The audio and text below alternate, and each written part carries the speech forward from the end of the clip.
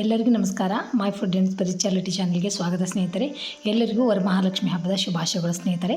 ನಾನು ವರಮಹಾಲಕ್ಷ್ಮಿ ಹಬ್ಬಕ್ಕೆ ಸಜ್ಜಿಗೆ ಹೋಳಿಗೆ ಮಾಡಕೊಂತೀನಿ ನೋಡಿರಿ. ಯಾವ ಥರ ಎಷ್ಟು ಸಾಫ್ಟ್ ಸಜ್ಜಿಗೆ ಹೋಳಿಗೆ ಅವು, ಮಾಡೋದನ್ನು ಭಾಳ ಈಸಿ ಐತಿ. ಬರೀ ಯಾವ ಥರ ಮಾಡೋದಂತ ನೋಡೋಣ. ನೋಡಿರಿ, ನಾನೊಂದು ಪಾತ್ರೆಗೆ 250 ಗ್ರಾಮ್ ಬೆಲ್ಲ ತೊಗೊತೀನಿ. ಅದಕ್ಕೆ 2 ಗ್ಲಾಸ್ ನೀರು ಹಾಕ್ಕೊತೀನಿ. ನೀವು ಒಂದು ಕಪ್ಪಿನ ಲೆಕ್ಕ ತೊಗೊಳ್ಳೋದಾದ್ರೆ 1 ಕಪ್ಪು ರವಾಕ್ಕೆ 4 ಕಪ್ ನೀರು ಹಾಕೋರಿ, ಅಂದ್ರೆ ನಿಮ್ಗೆ ಕರೆಕ್ಟ್ ಬರ್ತೈತಿ. ಅಂದರೆ ಈಗ ನಾನು ವೇಟ್ ಮೆಜರ್ಮೆಂಟ್ ಅಂದರೆ ಎಲ್ಲರೂ ಮನೆಗೆ ವೇಟ್ ಇರೋಂಗಿಲ್ಲಲ್ಲ, ಹಾಗಾಗಿ ನಾನು ಕಪ್ಪಿನ ಅಳತೆ ಒಳಗೆ ಹಾಕೊಂತೀನಿ.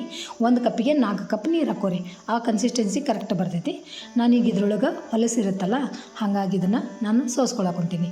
ನೋಡಿರಿ, ನೀಟಾಗಿ ಸೋಸ್ಕೊಂಡ್ಬಿಟ್ರೆ ನೋಡ್ರಿ ಹೊಲಸು ಕಾಣಿಸ್ತಿರ್ಬೇಕು. ಪಾತ್ರೆ ಒಳಗನ ನಿಮ್ಗೆ ಹಳ್ಳೆಲ್ಲ ಇರುತ್ತೆ, ಹಾಗಾಗಿ ಪ್ರತಿಯೊಂದು ಬೆಲ್ಲನ ಸೋದಿಸ್ಕೊಳ್ಳೋದು ಒಳ್ಳೆಯದು.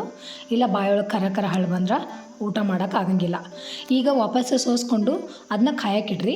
ಅದಕ್ಕೆ 1 ಚಿಟಿಕೆನ ಉಪ್ಪು ಹಾಕೋರಿ. ಬೆಲ್ಲದ ಅಡುಗೆಗೆ 1 ಚಿಟಿಕೆ ಉಪ್ಪು ಹಾಕ್ಕೊಂಡ್ರೆ ರುಚಿ ಬರುತ್ತೆ.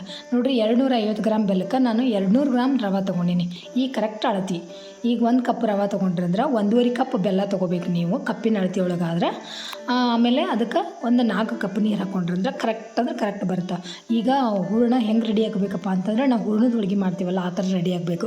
ಸ್ಮೂತ್ ಆದ್ರೂ ಚಲೋ ಆಗೋಲ್ಲ, ಗಟ್ಟಿ ಆತಂದ್ರೂ ಹೋಳ್ಗೆ ಬಿರುಸಾಗ್ತಾವೆ. ಹಾಗಾಗಿ ಸಾಫ್ಟ್ ಬರಬೇಕಂದ್ರೆ ಈ ಥರ ನೋಡಿರಿ, ಇಷ್ಟು ಕರೆಕ್ಟ್ ಕನ್ಸಿಸ್ಟೆನ್ಸಿ ಐತಿ. ಇದನ್ನು ಒಂದು 5 ನಿಮಿಷ ಕುದಿಸ್ಕೊಂಡ್ರೆ ಸಾಕು. ಇದಕ್ಕೆ 1 ಸ್ಪೂನು ಏಲಕ್ಕಿ ಲವಂಗನ ಪುಡಿ ಮಾಡಿ ಹಾಕೋರಿ. ಇಷ್ಟು ಗಟ್ಟಿ ಆತಂದ್ರೆ ನೀವು ಇದನ್ನು ಒಂದು ಅರ್ಧ ಗಂಟೆನ ಇಟ್ಬಿಟ್ರೆ, ಅದ್ರಾಗ ಒಂದು ಕ್ಯಾಪ್ ಮುಚ್ಚಿ ನಿಮಗೆ ಹೂರಣ ಎಷ್ಟು ಪರ್ಫೆಕ್ಟ್ ಬರ್ತೈತೆ ಅಂದ್ರೆ ನಾನು ನಿಮಗೆ ತೋರಿಸ್ತೀನಿ. ನೋಡಿರಿ, ಇಷ್ಟು ಸಾಫ್ಟ್ ಐತಲ್ಲ. ಈಗ ಇದನ್ನು ಒಂದು ಕ್ಯಾಪ್ ಮುಚ್ಚಿ ಒಂದು ಅರ್ಧ ಗಂಟೆ ಇಟ್ಬಿಡ್ರಿ, ಅಂದರೆ ತಣ್ಣಗಾಗೋವರೆಗೆ ಇಟ್ಬಿಡ್ರಿ. ಗಟ್ಟಿನೂ ಆಗಿಬಿಡ್ತೈತೆ ಅದು ತಾನ. ಆಮೇಲೆ ನೋಡಿರಿ, ಈಗ ನಾವು ಒಂದು ಅರ್ಧ ಗಂಟೆ ಆಯ್ತು ತೋರಿಸ್ತೀನಿ ನಿಮ್ಗೆ. ನೋಡಿರಿ, ಸ್ವಲ್ಪ ಜಸ್ಟ್ ಬಿಸಿ ಐತಿ ಇನ್ನೂ, ಆದ್ರೆ ನೋಡಿರಿ ಮ್ಯಾಣದಂಗೆ ಆಗೈತೆ. ನೋಡಿರಿ, ಇಷ್ಟು ಮಸ್ತ್ ಆಗ್ತೈತಿ.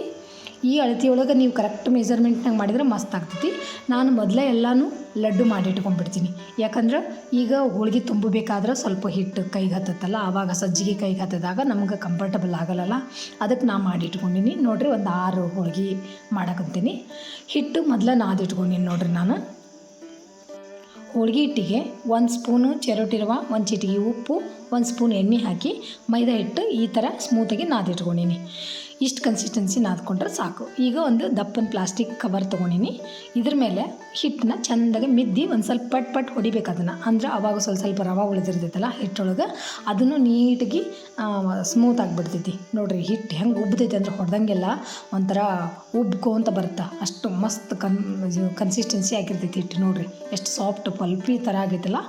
ಇಷ್ಟು ಸ್ವಲ್ಪ ಒಂದು ಸಣ್ಣ ಲಿಂಬು ಗಾತ್ರದಷ್ಟು ಹಿಟ್ಟು ತೊಗೊಂಡು ಈ ಥರ ನಾನು ಲಟ್ಟಿಸ್ಕೊಂಡು ಅದರೊಳಗೆ ಲಡ್ಡು ಮಾಡಿಟ್ಟಿದ್ನಲ್ಲ ಸಜ್ಜಿಗೆದು, ಅದನ್ನು ಅದರೊಳಗಿಟ್ಟು ನೀಟಾಗಿ ಕ್ಲೋಸ್ ಮಾಡ್ಕೊತೀನಿ. ನನಗೆ ಕೈಯೊಳಗೆ ತುಂಬಕ್ಕೆ ಬರಲ್ಲ, ಹಾಗಾಗಿ ನಾನು ಈ ಥರ ಎಲ್ಲಿ ಲಟ್ಟಿಸ್ಕೊಂಡು ಈ ಥರ ನೀಟಾಗಿ ಅದನ್ನು ಕ್ಲೋಸ್ ಮಾಡ್ಕೊರಿ. ಆಮೇಲೆ ಇದನ್ನು ಡೈರೆಕ್ಟ್ ಲಟ್ಟಣಿಗೆಲೆ ಲಟ್ಟಿಸ್ಬಾರ್ದು. 1 ಸ್ಪೂನ್ ಎಣ್ಣೆ ಹಾಕ್ಕೊಂಡು ನೀಟಿಗೆ ಫಸ್ಟ್ ಒಂದು ಸ್ವಲ್ಪ ಕೈಲಿ ಪ್ರೆಸ್ ಮಾಡ್ಕೊಂಡ್ರೆ ಔಟ್ಸೈಡ್ ಬರುತ್ತಲ್ರಿ ಹಿಟ್ಟು, ಅದು ಬರಲ್ಲ. ಇದೊಂದು ಟಿಪ್ಸ್ ಇದು. ಈ ಥರ ನೀಟಿಗೆ ಫಸ್ಟ್ ಒಂದು ಸ್ವಲ್ಪ ಕೈಲೇ ಪ್ರೆಸ್ ಮಾಡಿ, ಆಮೇಲೆ ಎಲ್ಲ ಕಡೆಯಿಂದನೂ ನೀವು ನೀಟಿಗೆ ಈ ಥರ ಅಂಚು ಬರಲಾರ್ದಂಗೆ ಲಟ್ಟಿಸಿದ್ರಂದ್ರೆ ಹೋಳಿಗೆ ಮಸ್ತ್ ಆಗ್ತಾವೆ. ನೀವು ನಡುವೆ ಲಟ್ಟಿಸಿಬಿಟ್ರಪ್ಪ ಅಂತಂದ್ರೆ ಅಂಚು ಬರ್ತಾವಲ್ಲ, ಕಟ ಅಂತವು, ಅದು ತಿನ್ನೋಕೆ ಚಲೋ ಅನ್ಸಂಗಿಲ್ಲ. ನೋಡಿರಿ, ಈ ಥರ ಔಟ್ಸೈಡ್ ನೀವು ಲಟ್ಟಿಸ್ಕೊಂಡು ನಡುವೆ ದಪ್ಪ ಇದ್ರೂ ಹೋಳಿಗೆ ಸಾಫ್ಟ್ ಬರ್ತಾವೆ. ನೋಡಿರಿ, ಈ ಥರ ಪ್ಲಾಸ್ಟಿಕ್ನಾಗ ನೀವು ಲಟ್ಟಿಸಿದ್ರಂದ್ರೆ ತೆಗಿಯೋಕೆ ಎಷ್ಟು ಈಸಿಯಾಗಿ ಬರ್ತಾವೆ. ನೋಡಿದ್ರಲ್ಲ. ಈಗ ಒಂದು ತವಾ ಕಾಯಕ್ಕಿಟ್ಟು ಅದಕ್ಕೆ 1 ಸ್ಪೂನು ತಳಗೆ ಎಣ್ಣೆ ಹಾಕಿ, ಮೇಲೇನು 1 ಸ್ಪೂನು ನೀಟಿಗೆ ಎಣ್ಣೆ ಹಾಕಿ, ಒಂದು 2-3 ಸ್ಪೂನ್ ಎಣ್ಣೆ ಹಾಕೋರಿ. ಅಂದ್ರೆ ಹೋಳ್ಗೆ ಫುಲ್ ಸಾಫ್ಟಾಗಿ ಬರ್ತಾವೆ. ಮೆತ್ತಗೆ ಮುದುಕರು ಸಣ್ಣ ಕೂಸನ್ನು ತಿನ್ಬೋದು, ಅಷ್ಟು ಸಾಫ್ಟ್. ಬಾಯಾಗಿಟ್ರೆ ಕರಗಬೇಕು, ಅಷ್ಟು ಸಾಫ್ಟ್ ಹೋಳಿಗೆ ಆಗ್ತಾವೆ. ನೀವು ಒಂದು ಸಲ ಮಾಡಿರಿ, ಈ ಟ್ರಿಕ್ ಯೂಸ್ ಮಾಡಿ ವರಮಹಾಲಕ್ಷ್ಮಿ ಹಬ್ಬಕ್ಕೆ ಮಾಡ್ಕೊರಿ ಅಂತ ಹೇಳ್ತೀನಿ. ನೋಡಿರಿ, ಈ ಥರ 2 ಕಡೆ ಎಣ್ಣೆ ಜಾಸ್ತಿ ಹಾಕಿದಷ್ಟು ಹೋಳಿಗೆ ಸ್ಮೂತ್ ಆಗ್ತಾವೆ, ಸಾಫ್ಟ್ ಆಗ್ತಾವೆ. ಆಮೇಲೆ ಈ ಥರ ಹೋಳಿಗೆ ಅಂತೂ ಎಲ್ಲರೂ ಇಷ್ಟಪಡ್ತಾರೆ. ನೀವು ಒಂದು ಸಲ ಈ ಕನ್ಸಿಸ್ಟೆನ್ಸಿ ಒಳಗೆ ಈ ಥರ ಹೋಳಿಗೆನ ನೀವು ಒಂದು ಸಲ ಮಾಡಿರಿ ಅಂತ ಹೇಳ್ತೀನಿ ಸ್ನೇಹಿತರೆ. Thanks for watching. ಎಲ್ಲರಿಗೂ ನಮಸ್ಕಾರ. Thank you so much. ಎಲ್ಲರಿಗೂ ವರಮಹಾಲಕ್ಷ್ಮಿ ಹಬ್ಬದ ಶುಭಾಶಯಗಳು.